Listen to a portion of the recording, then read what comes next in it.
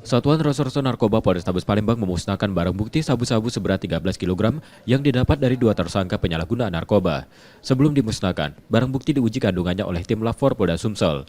Hasil uji laboratorium forensik tersebut, barang bukti positif mengandung zat metafetamin. Setelah itu barang bukti dimusnahkan dengan diblender, dengan dicampur pembersih lantai, serta dibuang ke parit agar tidak bisa didaur ulang.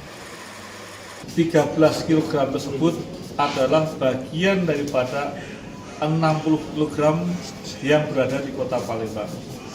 Hasil pengakuan sementara, keterangan sementara dari pihak pelaku, 13 sabu sudah beredar atau sudah kita amankan, dan sisanya kurang lebih 47 kg sabu berhasil dipecah. Ini yang sedang kita kembangkan terhadap pelaku utama, yaitu saudara O, yang saat ini sedang kita lakukan pengejaran. Sebelumnya dua tersangka Tony Darmawan dan Suyatno Gustono ditangkap di rumahnya di kawasan Pelaju bersama barang bukti yang dimusnahkan itu. Yudi Kiswanto, Kompas TV, Palembang, Sumatera Selatan.